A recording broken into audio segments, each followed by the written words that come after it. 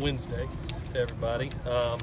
Primarily work third down situations, I think, is going to be critical in the game. You look at this team, and they've done tremendous in pass rush, 10 sacks on the year in 3 games right now, and they're doing a great job of protecting the quarterback, almost 180 throws by them and only giving up 2 sacks. The other thing that we're preparing for, they are a 4-down team. If you look at them in what that means, if you look at them in 3 games, they've already gone for it on 4th down 11 times. So you really have to be able to play them as a 4-down team rather than it's not only 3rd, but it's 4th. So we got some extra 3rd down work, especially on defense today.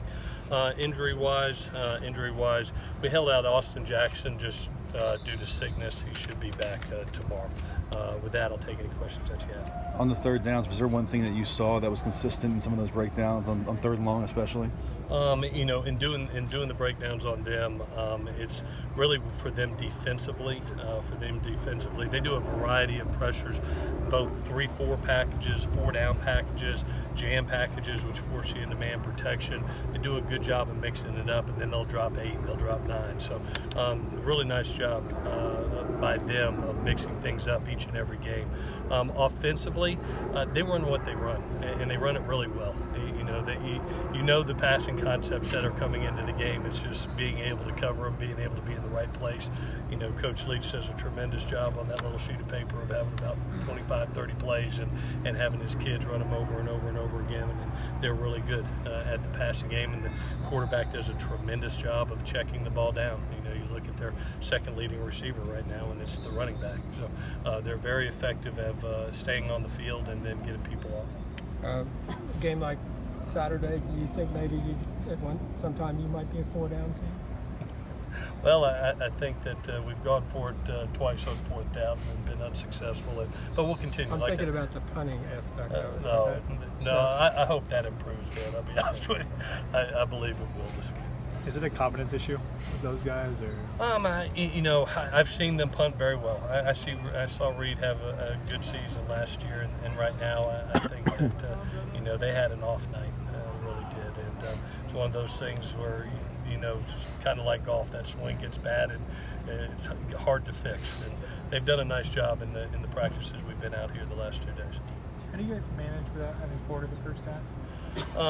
Obviously, we have some, not to go into specific game plan, but we have packages that allow us to get other pass rushers on the field. Obviously, Porter is a guy that already has, I think, 3.5 sacks already on the year for us. So we'll be looking forward to getting him back in the 3rd quarter. But Clancy has put in some different pass personnel schemes to be able to get some pass rushers on the field. On Sunday, you mentioned going back and rewatching all 3 of your games. Mm-hmm. Is that unique for you at this time of the year? And then what was your time schedule Sunday? What was the kind of the process of that?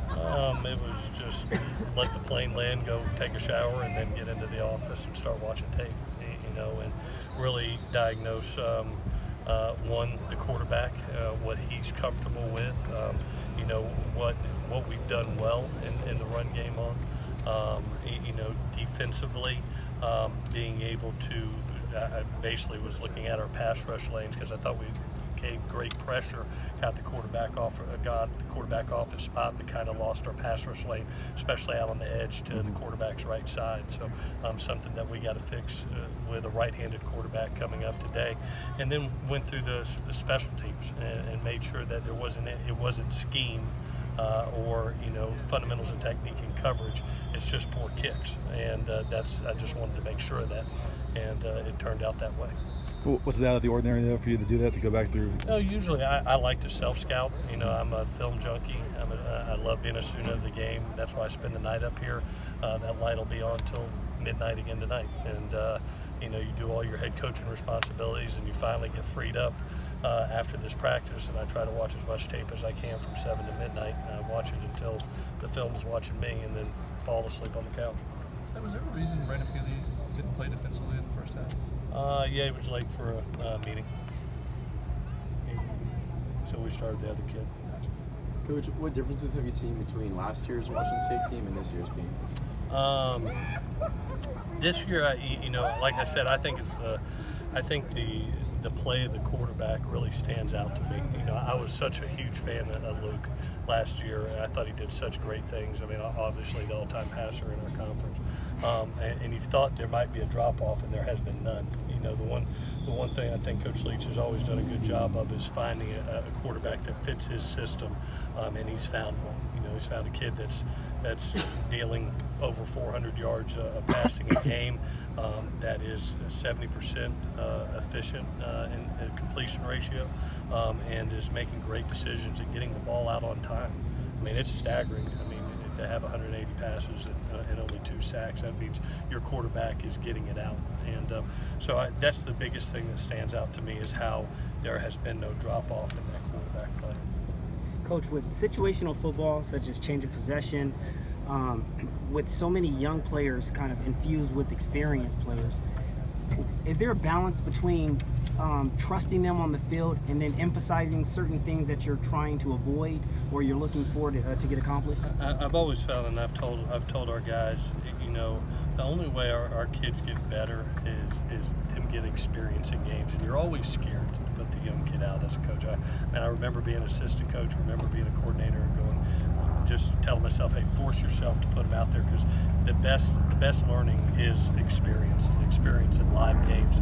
And sometimes they're going to fail, and sometimes they're going to succeed, but you're coaching them off tape, and the more they're out there, the more they're going to get comfortable.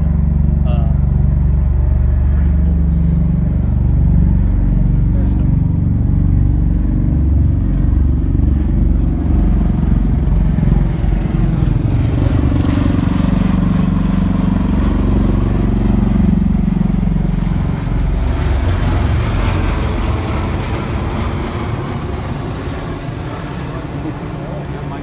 Don't see that every day. But I think the one thing that helps is being able to put guys out there, and it's been so neat to see it, you know, an Elijah Griffin really grow before our eyes.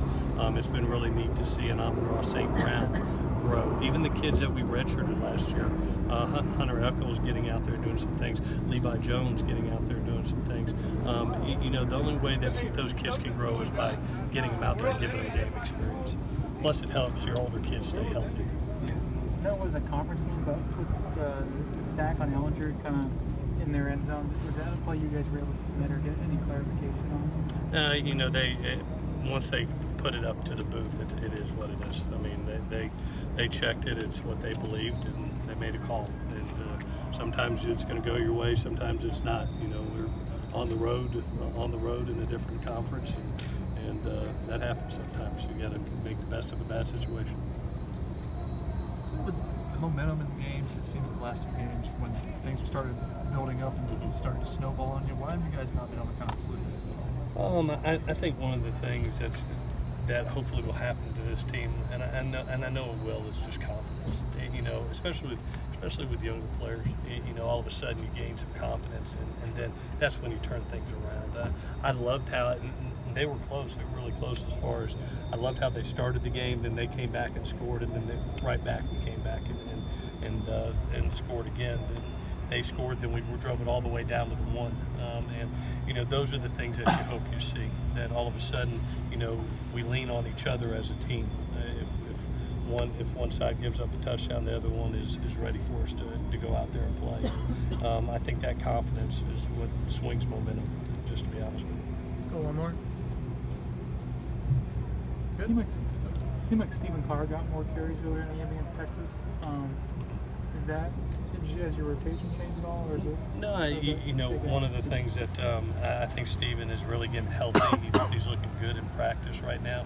And like I said, I'm going to try to force more touches on him as he gets healthier and confident. But you can see in the first 3 games his confidence is building. That the one run for the touchdown was what I was really waiting for to see, is to be able to put same foot, same shoulder, and power and explode through it a defender. And to be able to see that really makes you confident in putting him out there more.